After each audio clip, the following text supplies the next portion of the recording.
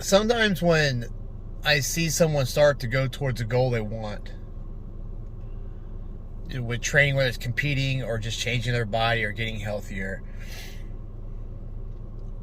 I start seeing their significant other, whether it's a girlfriend, boyfriend, whatever it is, see them start getting in the way of it. Some cases almost where it seems intentional.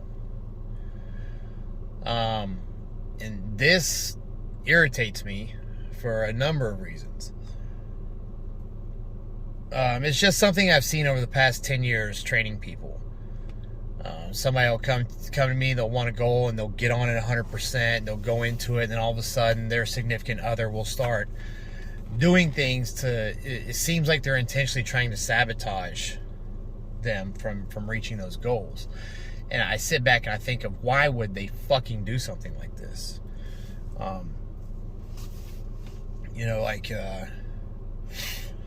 I've heard of the husband coming home and eating shit food in front of the woman that's trying to get in shape and teasing her with it. And it's like, what a fucking dick move, dude. You won't support and back her up, but you'll try to tease her and stuff to her face when she's really trying to change her life and change how she looks. And sometimes I try to break that down in my head of, why would somebody do that? And it takes me back to other instances with people whose friends' friends will start pushing their habits on people trying to reach goals.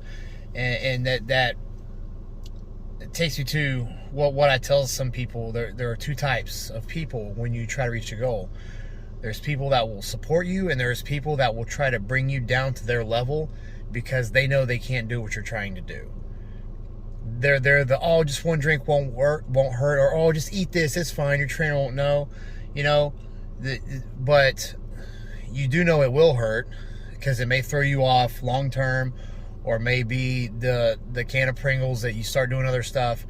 And it's like, why do you have to pressure that person who's trying to reach goals to drink or eat because you want to drink or eat? Because it makes you feel better? Because you know you can't do what they're trying to do, so you try to bring them down to your level so that you don't feel so guilty about being a shitbag and getting in the way of somebody's goals. So that irritates me when I hear stories of the significant other intentionally teasing or getting in the way. Sometimes it's in the form of drama or just being toxic, and you'll see a guy getting in shape, and all of a sudden their girlfriend will just start doing toxic drama bullshit, high school games. And it's like, why would you do this? You should support him and back him up, and that would build the relationship bond stronger, you would think. But instead, you're doing the opposite by acting like a fucking psycho and causing issues because he's staying at the gym and trying to get his health better or get his life together or compete. And are you afraid that if your boyfriend starts looking better, that he's no longer going to put up with your bullshit and you're going to be left hanging? So instead of going to the gym with him and getting your ass in shape, you're just going to try to destroy him and bring him to your level? And I really think that that's some of it. I'm not saying this to try to be the funny asshole that I am. I'm saying this because I think that's what it is. But I myself have been in relationships and seen relationships where they'll do it together or really support each other, like the power couple thing, and it works great. I've seen people like that. I've trained people like that. And you look at them and you're like, why can't everybody else be like this? I think it's one of those where, you know how you say when you do certain things, you see someone's true colors? Like when you move in with somebody, you see how they really are, or when the shit hits the fan, you see how somebody really is. I think when you really go after a real goal hard, then you try to level up. When you try to level yourself up, whether it's business, finances, getting in shape, competing, athletics, whatever it is, you will start seeing some other people's true nature that's around you. They'll either get jealous and try to get in the way, or they'll make you feel bad, or there'll be the token few that will support you and build a stronger bond with you because they also believe in you too.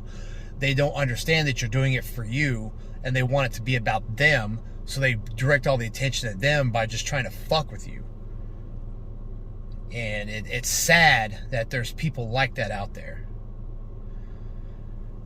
And it irritates me because I've seen people that were doing good, and as soon as somebody else comes in the picture, it just, that's another thing too. There's some people that when they're single, they do very well, but when someone else comes in the picture, oh, well, I have someone now, so I no longer have any goals to better myself because everything I do in life is to get a significant other, and they throw it all away. And then they're single again, and they're back to square one with fucking nothing. It's just like, that's another version of letting other people get in the way of your goals. You know, and sometimes there's a few reasons why I think that could happen. It could be just because the relationship wasn't meant to be, and you split, and now you gave a lot of things up. You have to start back over again, and you kind of mad at yourself. Or let's say you compete and stuff, and you're in shape, and you start seeing somebody, and you start giving up your gym and schedule to be with them more, and you start getting out of shape, and then you just turn into this fucking out of shape, average looking dude that's not doing much because you're all into the significant other that you've almost forgotten about your goals. That's kind of a turnoff. That's going to dry a girl up. I mean, she's going to, well, this isn't the same dude I came after, because now he's just all into me and up my ass all the time, and he's not doing anything with himself. Or it could, it could be vice versa. It could be the same way a guy went after a girl that's bettering herself, and, well, I have a boyfriend now, so fuck all this, and then you just turn into what he didn't initially get attracted to, and so they break you off and leave you hanging, or break up with you and leave you hanging, and you think it's their fault when really, yeah, you gave up a lot of your goals because you weren't going after those goals for the right reasons, or you just stuck with them. Because once somebody else came in the picture, you direct all your energy to them and off your goals, and you didn't realize that you were like leveling down, but that significant other saw it and was like, ah, fuck this. I'm sure all of us can relate to that one, especially when we're younger.